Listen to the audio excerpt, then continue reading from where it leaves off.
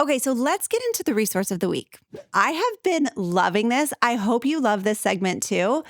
I love hearing from you. Depression and ADHD can overlap in symptoms, and this makes diagnosis really difficult. What is it that got me fired up?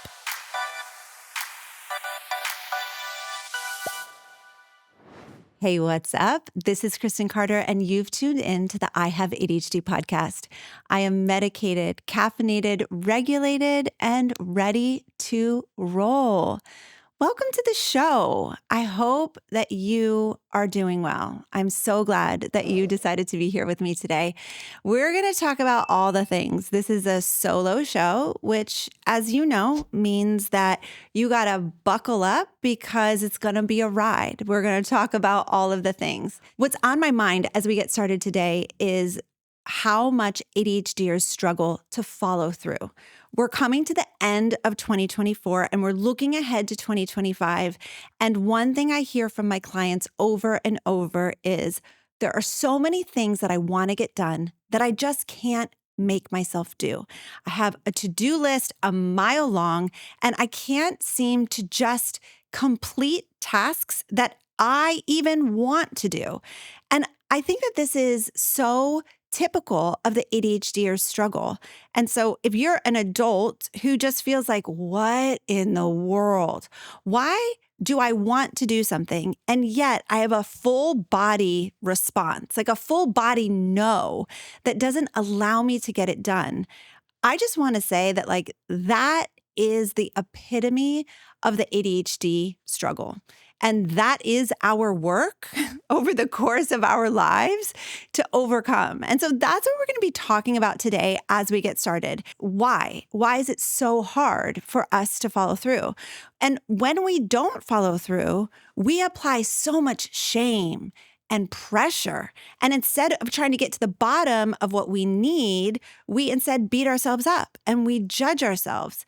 And here's the thing with shame. I've talked about it 100 times before in the podcast, but it bears repeating. Shame always leads us to hide and avoid. Always, every single time that we try to use shame as our fuel to get us to do something, it leads us to hide and avoid. But we're continually trying to use it to get us to move forward. I want to tell you a story. And maybe you've heard me talk about this before, but one of the tasks in my life, one of the big tasks that I never completed was that I never wrote my wedding thank you notes. Confession. I never wrote my wedding thank you notes. Now, if you're a guy and you're listening to this, that might not mean anything to you, but I want you to track with me here, okay? After a couple gets married, it's expected that thank you notes are sent. And of course, guests come out, some of them fly in from out of time, they block off their calendars, they hire babysitters, they buy you a present. Of course, they deserve to be thanked. Of course they do, but I didn't. I couldn't do it. The basket of cards and pens and the list of gifts and who they were from, they sat in the corner of my teeny tiny garage apartment for an entire year while I stared at it out of the corner of my eye. But the majority of my vision was focused on daytime TV. That's what I was looking at all day, every day. And it went a little bit like this: Live with Regis and Kelly, The Tony Danza Show, and then The View. When the news would come on at 12 o'clock, that would be my cue that I should probably take a shower, get ready for the day. Keep in mind, this was 2004, so that lineup of Regis and Kelly, Tony Danza Show, and The View was very niche for that time. My husband would come home from his brand new full-time job. We're just in our early 20s. We're newly married. He has a full-time job. He would come home and he would be so confused. He'd be like, I'm working full-time and you're on the couch watching daytime TV. Your only job is to get these thank you notes done. Why can't you just do it? And I want you to hold that question. Why can't you just do it? And I wonder if it does something to your soul when you hear me say that. Why can't you just do it? And that was the question that I asked myself over and over. Why can't I just do it? I have all day long. Why can't I just write these gosh darn thank you notes. Now, looking back after 20 years of perspective and therapy and coaching and letting my frontal lobe develop, I can see at least 15 very good reasons why I couldn't just do it. I could not get myself to write these thank you notes. But at the time, I was confused. My husband was confused, and I was feeling so much shame. I was full of self-loathing. I couldn't get out of my own head, and I definitely couldn't just do it. So I'm wondering for you, ADHDer, what is your thank you note project? What is that project that you want to do, that you know that you should do? And technically you can do, but you just can't get yourself to accomplish it. You just can't get yourself to get it done. And I'm curious, are you shaming yourself for not doing it? I promise you, that does not work. Believe me, I've tried it. And I know that you've tried it. I've tried shaming myself into writing those thank you notes for an entire year. And by the way, I never did write them because, as we know, shame makes us run away and hide and avoid. And that's exactly what I did. I just threw them right in the trash. At some point, I was like, these are not getting done. I need to let myself off the hook. And I threw them in the trash. It's one of my, I wouldn't say biggest regrets, but it's one of the things that hangs over my head as like, I really should have done that, but I just couldn't do it. And I still feel that twinge of like regret from that.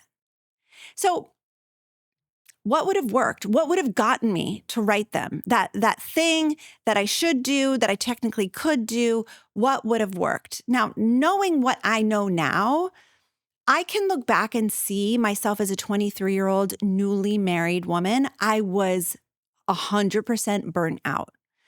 I was isolated in a brand new town. I didn't know anybody. And I was in need of a lot of support that I simply did not have access to. I had just gotten married. I graduated college like 3 months prior to that after nearly drowning in overwhelm in a double major. And I moved to a brand new location. I didn't know a single soul except for my husband, who was working full time at his dream job. So I was burnt out from finishing up college, which, by the way, included a senior recital, which is if you know, you know, but if you don't know, like it's a big deal. And then I planned and executed a wedding with two highly traumatized neurodivergent parents on a budget of $6,000 total. Like, keep in mind, I mean, sure, it was 2004, but I lived right outside of Philly and weddings should have cost easily $30,000. And I was expected to plan one on $6,000. It was just very, very, very stressful. So by the time that I was finally married and out of the house and responsible for these wedding thank yous, I was trashed. I was completely trashed. I was so burnt out. I needed support. I needed therapy. I needed coaching. I needed a community. That's what I needed and I didn't have. So those dusty thank you notes found their way right to the trash. And I have to live with the fact that they were never written. Guess who I blamed? Of course, I blamed myself. You already knew that because that's what you do to yourself, right? Who else was I going to blame? Nobody else is responsible but me. But I didn't avoid the thank you notes because I was lazy or unmotivated. I avoided them because I wasn't okay. I was not okay. And I didn't have what I needed to succeed. So again, I'm going to ask you, what is your thank you note project? And what do you need to accomplish it? What is your thank you note project? That project that you should do, that you want to do, and that technically you can do, but you're just not doing it. What is that for you? And I really want you to think through, what do you need? What do you need? What support do you need in order to accomplish that task? Here's another question. Are you withholding support from yourself because you think that I'm using air quotes here, should get the project done on your own? Do you feel like you don't deserve support because you shouldn't need support because other people can do it without support. We ADHDers do this to ourselves so dang often. It's awful. We withhold support, so we don't have what we need to accomplish the tasks. And then we shame and blame and judge ourselves for not getting them done. It's like crazy town. It doesn't work. It's not working. So this season, as we move into 2025, I want you to commit to giving yourself what you need to complete your to-do list and stop trying to do the same things over and over and expect and hope for different results. So stop trying to use shame as your fuel to get things done. Stop trying to beat yourself up and blame yourself and just tell yourself that you should be able to do it. And why can't you just do it? Stop withholding support from yourself. Ask yourself, what do I need in order to truly accomplish this? One of the things that we struggle with so much is accepting help, accepting support. Now, I have a lot of theories on why this is. I have been supporting adults with ADHD for 5 years. I've spent thousands and thousands of hours talking face to face with adults with ADHD. And there are so many conversations that I've had about how support was withheld from this ADHD individual. And so it makes complete sense that if you never really felt supported, if you weren't given what you need, if you were told you just need to do it, why can't you just get it done? What is wrong with you? Instead of a parent or a teacher or some sort of adult figure coming along and saying, hey, I can see that you're struggling. How can I help you? What do you think you need to get this done? I really want to give you support. So if that wasn't modeled for you, then of course you don't know how to give that to yourself. Okay, so let's get into the resource of the week.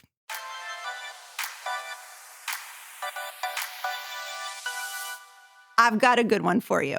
On December 30th, I'm teaching a totally free class to help people with ADHD learn how to follow through. And I want you to join me. I'm going to teach you the 5 things that every person, whether you have ADHD or not, needs to implement if you're gonna follow through. And I want you to think about, could this be just a measure of support that you allow yourself to have, where you allow yourself to engage in a free class and let me teach you live, and you can ask me questions and we can interact, and it can be, well, it's going to be really fun. So it's on Monday, December 30th. It's 2 p.m. Eastern. To sign up, go to ihaveadhd.com/free class. That's ihaveadhd.com/free class. Don't worry if you're busy, if you're working, if you're on vacation, we're going to email you the link to join us live, but we'll also send you a replay after the fact so you can just watch it at your convenience. But make sure to sign up if you want to get that replay. It is possible to follow through on anything. It is. That is possible. But here's the thing that we're going to talk about during the class. It's not possible to follow through on everything. And we have to make the distinction. It's possible to follow through on anything that you want, but it's not possible to follow through on absolutely everything. And one of the things that ADHDers struggle with is prioritization. So we're going to talk about all of the things. Monday, December 30th, 2 p.m. Eastern. Go to ihaveadhd.com/free class to sign up. I really hope to see you there. Everyone with ADHD knows what to do to improve their lives. You go to bed at a reasonable time and you wake up early, make a list, cross the things off the list in order, manage your time well. Yeah, we know what to do, but ADHD is not a disorder of not knowing what to do. It's a disorder of knowing exactly what to do, but not being able to get yourself to do it. That's why ADHD is so frustrating. We're smart and we want to succeed, but we can't get ourselves to do the things that we know we should do in order to make improvements. That's why I created Focused. I'm a life coach with multiple certifications, and since 2019, I've spent thousands of hours coaching adults with ADHD. Time for me to focus on you. Hello. Welcome to your coaching call. I am going to be coaching you today on relationships. I know what it takes to help an adult with ADHD go from hot mess express to grounded and thriving. Focused is my monthly coaching membership where we go deep and we get to the root cause of what holds us back with ADHD. I'll teach you how to understand your ADHD brain, regulate your emotions, and accept yourself, flaws and all. With this foundation, we build the skills to improve life with ADHD.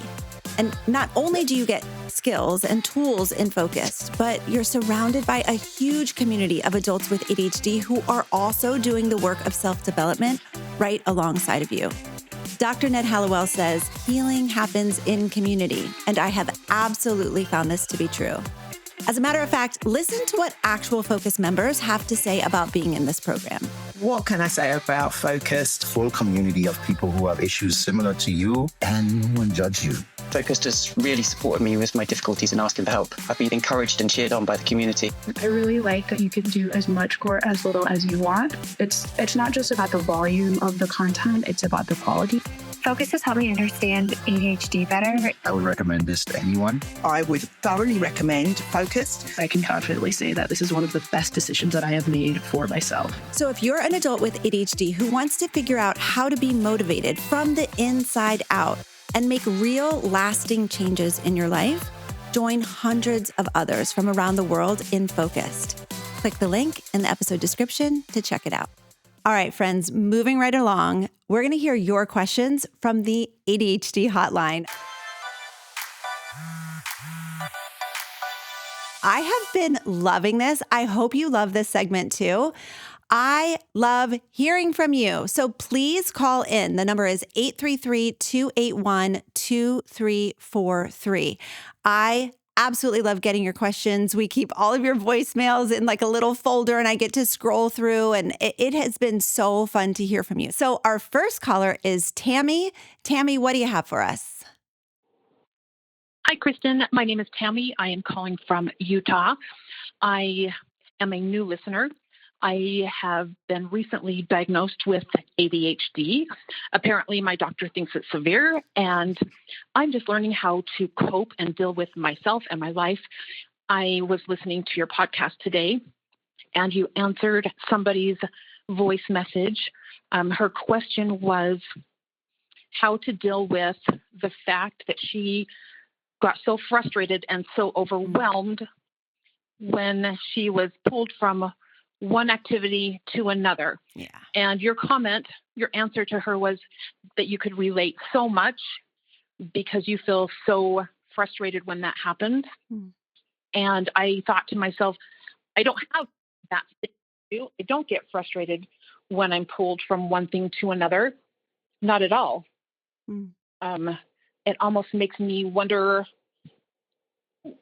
what I'm really dealing with, if I'm not dealing with those same things that this caller talked about, and that your answer of agreeing with her is, when I know that I've been diagnosed with ADHD, but still not having those same things. So just wondering what your thought on what I might be dealing with is. Thank you so much, Kristen.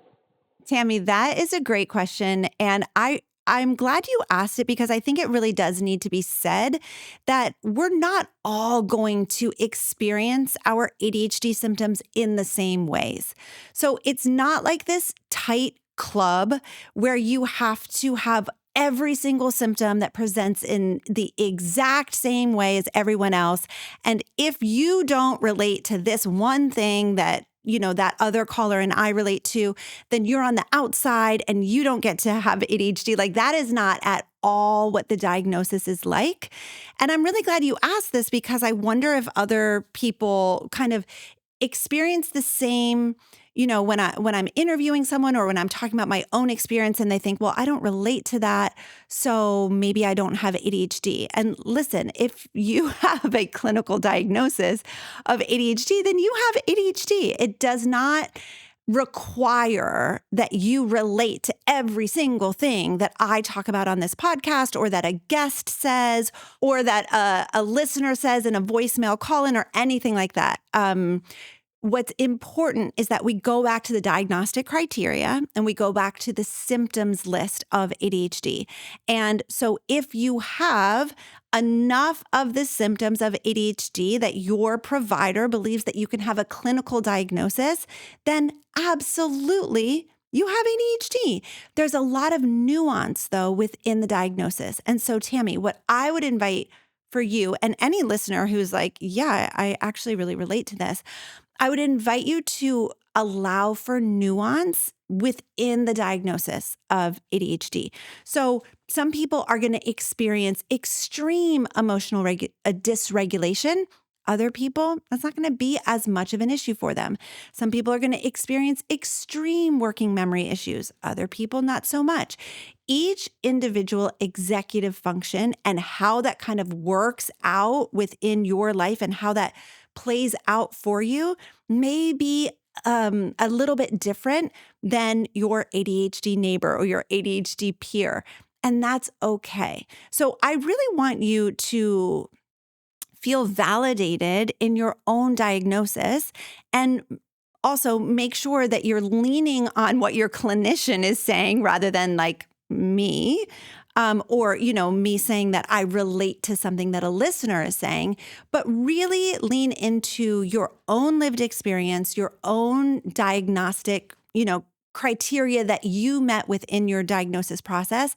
And don't worry so much about the differences in how we experience ADHD, because my life experiences, my own formative years, growing up, who I am, where I live in the world is going to kind of shape how ADHD might express itself in me. And that's okay. So my impulsivity might look different than your impulsivity. My emotional dysregulation might look different than your emotional dysregulation.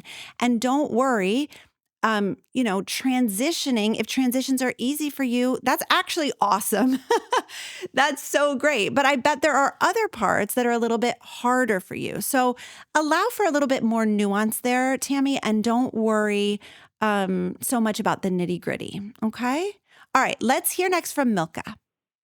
Hi, my name is Milka, and my question is, can depression be confused or ADHD confused and be diagnosed as depression instead? Thank you.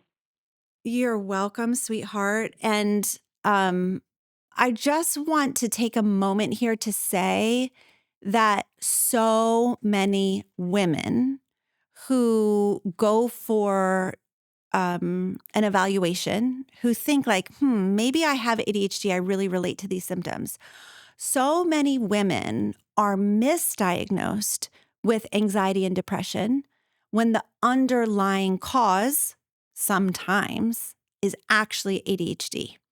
And so I just want to say to you, yes, it is possible that you may feel like you have ADHD. You may like relate to the symptoms and go and talk to your doctor and say like, hey, I'd like to be evaluated for ADHD.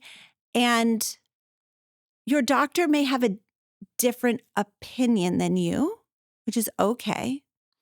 But also, your doctor may not know very much about adult ADHD.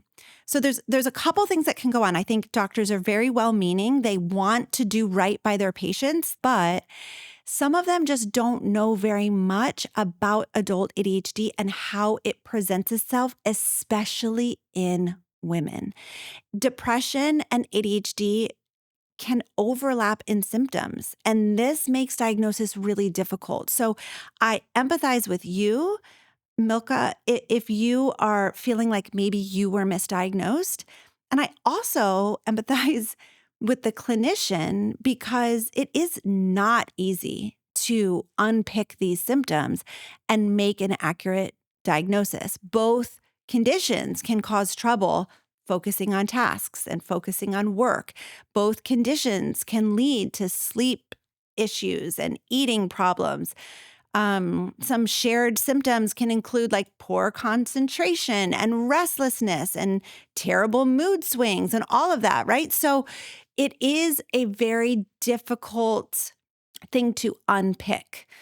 It's kind of like this puzzle that we're asking these clinicians to differentiate between.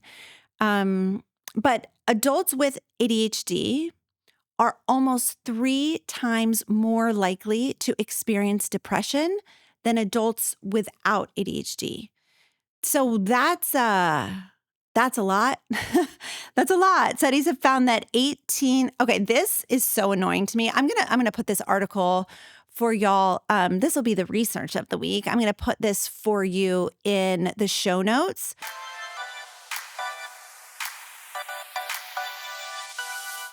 I'm pulling from 2 different articles here, but one of the things that I read, and listen to this freaking statistic.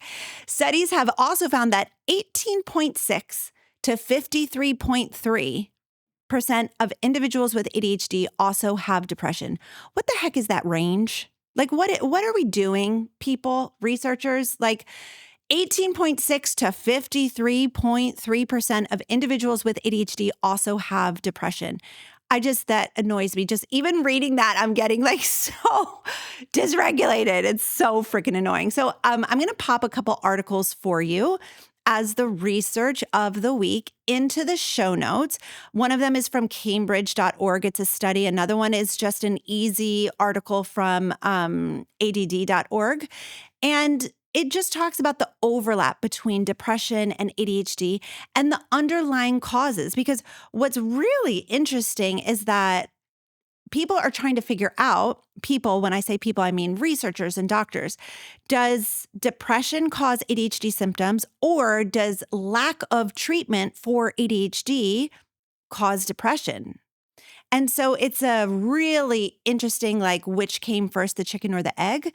But what I want to say to you specifically, my dear listener, what I want to say to you, Milka, is if you were diagnosed with depression and you don't feel like that is the full picture, if you feel like there's something more going on, if you feel like you haven't been accurately seen, if you don't feel completely understood, I would really encourage you to kind of pull at that thread. It's 100% fine to go back to your doctor and say, I understand why you diagnosed me with depression, but I feel like there's more going on. Can we please continue this conversation? It's also completely within your right to just go find another mental health provider that you feel like might hear you better and understand you more. I'm not saying that you have ADHD. I don't know. That's not my job to know. But what I do know is that humans understand when there is more about themselves, more about their brains, more about their bodies that they need information on. And if that is your intuition, I encourage you to listen to it. I encourage you to have the audacity to go out and seek another opinion. Because yes, there is a lot of misdiagnosis. There's a lot of overlap in symptoms. So it doesn't mean that your clinician is a bad person. It doesn't mean that anything necessarily went wrong. It just might mean that there's more to your story than what your clinician is seeing. And I want to encourage you and anyone else who's listening, if you feel like there is something more, follow that thread. I think that I've told this story in the podcast, but I think it really applies here and it bears repeating. I have a son who has multiple diagnoses. And the way that I've described it with him is there was water running. I could hear water running. I just want you to picture it in your mind. And I hope that this analogy is like helpful to you. I felt like I could just hear running water. And so we went and we got a diagnosis, and it was great. He was diagnosed with a mental health condition, and we chose to medicate him for that mental health condition. And the water, it was like one of the faucets got turned off. And that was so great. It was so great because the water was no longer gushing. Do you know what I'm saying? And then 2 years later, he was really, really struggling. And that water was still kind of dripping. And I was like, what is happening? There's still something going on. And so we got him reevaluated, and he was diagnosed with another mental health condition and medicated for that. And wow, did that help. And then there was just still this drip, drip, drip. And I could have let that drip go because, my gosh, the child has already been diagnosed with 2 mental health conditions. He's already medicated for 2 mental health conditions. If I go for another evaluation for this child and we have him assessed yet again, and they want to medicate him, like how many diagnoses can a person withstand? And my husband and I really, really labored over this decision, but eventually that dripping got so loud. That's what I'm talking about, like follow the thread. Like it was just so, I couldn't ignore it anymore. And he was struggling. My kiddo was struggling. And so we went for yet another evaluation. And I am telling you, with this final evaluation, he was diagnosed with something that explained everything. And he was nobody prescribed medication, which I was like, thank God. Not that I would have denied him that, but I just didn't want my kid on another med. But we finally feel like all of the faucets have been turned off. There's no longer this like dripping in the background of like, what is going on? There's like still something missing. We're still missing a piece to the puzzle. We're still not understanding my kiddo fully. And so I just want to give that story to you as a gift. I hope it's a gift where you can think about, do I hear water running in the background? Like, sure, I've been diagnosed with depression. Maybe you're receiving treatment for that. But is there still a leaky faucet somewhere that's not being addressed, that's not being taken care of? And is the water starting to rise and affect you? Is it starting to get to the point where like, now there's water on the floor, now there's water on my shin, like now it's just like building and building and building, and I can't seem to like, now I need buckets to like dump the water out. Like, I want you to think about it in that way, because for some of you, you are underdiagnosed, you are misdiagnosed, you are feeling like there's just not a full answer to the questions that you have about yourself, and you are fully entitled to know more. And so don't hold back. If you have the access to evaluations, get them. If you have access to a second opinion, get it. If you don't have a doctor who is willing to engage with your questions, find a new one. Find a new doctor. Like if your specific doctor does not hold space for your questions, does not engage with you as if you are a human worth listening to, like you deserve to be listened to, and you deserve to be heard. And if there's water running in the background that is maybe getting louder and louder and now filling up the room, and you're needing buckets to like get the water out, I really encourage you to follow that and listen to your intuition. Just as a reminder, I'm going to have these research articles for you in the show notes in case you want to take a look at them, but I wish you all the best on your journey. Okay, let's get to the last bit here, the always spicy bit. What triggered me this week?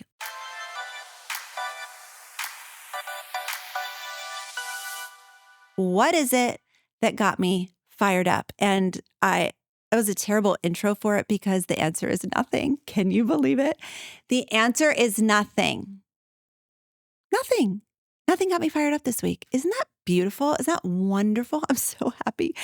But I thought I'd take this opportunity to talk about, what do we do when we get triggered?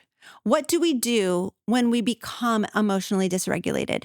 What do we do when we're activated and distracted by it? Because here is one of the main issues for adults with ADHD, is that we struggle with emotional regulation. Now, this is because the different areas of our brain are not functioning properly. So the frontal lobe controls impulsivity, it controls decision making, and then also our amygdala, which is what controls the flood and the rush of emotions, that does not correspond. It does not talk very well to our frontal lobe. So our amygdala is a little jacked up, our frontal lobe is majorly jacked up, and that can lead to us getting triggered or activated or dysregulated, whichever term you like best. It can lead to that happening more often to us than to our peers. And the reason why that's a problem is because it's often so distracting. It makes it so that, I mean, like, how many times have you had a fight with your kid or your spouse before going to work? And then you're driving to work and you're all like fired up. And then you get to work, you can't get anything done because all you can think about is the fight and your body is freaking out. And all you want to talk about is like, is he right? Am I right? I'm not sure. And so it's like a hijack of our nervous system. And we're not able to then just like stay on task and do what we're meant to do that day, which leads to lack of focus and impulsivity and avoidance and procrastination. And then all of our executive functioning skills are working against us and it's just a shit show. So yesterday I talked to a client who was struggling with this very thing. And she said to me like, okay, what am I supposed to do? I'm putting things in place when I get dysregulated, but it's taking all of my energy to re-regulate. And then by the time that I'm re-regulated, I can't even remember what I was doing in the first place. And I'm exhausted. So I don't have any more capacity to continue to work. I was just like, this is so relatable. So the advice that I gave to her that I wanted to share with you is that every ADHDer needs an emotional regulation practice. Every ADHDer needs a set of tools in their tool belt to help them to re-regulate, to help them feel and process and name their emotions and then complete the emotional cycle. Because what happens with us so often, probably because we were programmed to like, stop crying or I'll give you something to cry about. What happens to us so often is that we are flooded with emotion and then we spend all of our energy trying to shove that emotion down and just like not feel it, right? And so then we're completely internally exhausted and we've lowered our capacity for output and productivity because we're spending so much time trying not to feel our feelings because we were raised in ways that were like, there's no room for your emotions here. And also, why are you so sensitive? And also, this is ridiculous that you're even upset about this, right? And so now we use that language on ourselves because remember, I guess I'm just going to say this again, we treat ourselves the way that we were treated in our formative years. Okay, so what's the antidote to this? What do? We need an emotional regulation practice. Now, I have so many prior episodes on emotional regulation. You can scroll through the episodes or you can go to my website and just type in emotions or emotional regulation. We have a search tool there and you can find probably seven episodes on emotional regulation. And one of the things that I like to use is the RAIN practice. RAIN stands for recognize, allow, investigate, nurture. So we're going to recognize that you're feeling something big. You're going to allow those emotions to exist in your body, which, by the way, I think is the hardest part. That's the hardest part for us. We spend so much time trying to get rid of the emotion so that we don't have to feel it. And every person with ADHD needs to learn how to allow the emotion.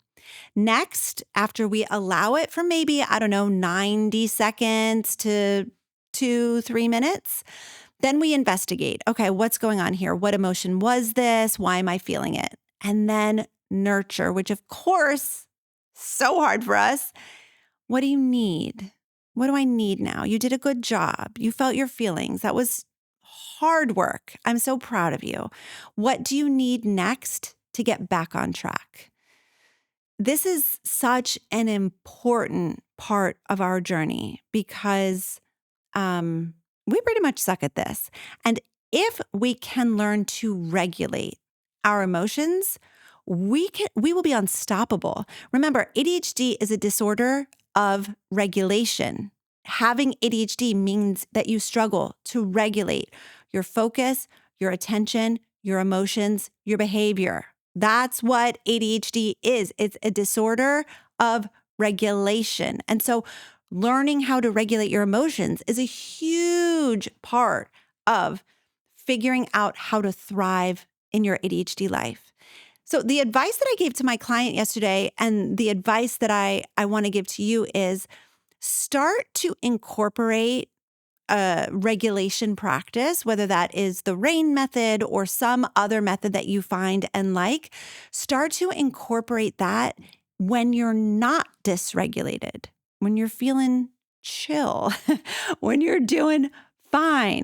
Because what you'll do is you'll build muscle memory, this internal muscle memory of, oh, I know how to recognize, allow, investigate, nurture. You're going to build that muscle memory internally. And then when you are super dysregulated, you will be able to re-regulate so much faster, so much easier.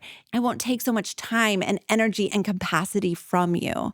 So I encourage you that whether or not you are activated or triggered, build in 5 minutes of your day. You can be in the car, it can be laying in your bed, it can be in the shower, it doesn't matter. Build in 5 minutes of your day to practice recognizing, allowing, investigating, and yes, nurturing. Emotional regulation. Practice emotional regulation when you're actually regulated, and you have such an easier time getting yourself back to like a normal equilibrium in those moments when you're triggered. I hope that's helpful. Hey, if you like this podcast, would you do me a huge favor and press the like button? Would you rate it? Would you leave a review? I got the nicest review on Apple the other day from Topher. Topher, thank you so much for your review. It was so kind. You first of all, it was long, and I love, like, you told me your life story, and I love that about you. I love that about us ADHDers, how we love to do that. And it just warmed my heart so much. So thank you, Topher, and everyone else who's been reviewing and liking and commenting, and YouTube listeners. Like, thank you so much for being here. This is a brand new channel. I absolutely love that you're hanging out with me here. I read every single comment. I respond to every single comment. I love you. Thank you. And don't forget to sign up for the very free webinar. I don't know why I said very free. It's just either free or it's not free, but this one is very free at ihaveadhd.com/free class. I'm going to teach you how to follow through. I'm going to teach you, ADHDer, what you need to know in order to follow through on the things that you actually want to get done. All right, my friends, I'm going to see you next week. I can't wait to see you then. Bye-bye.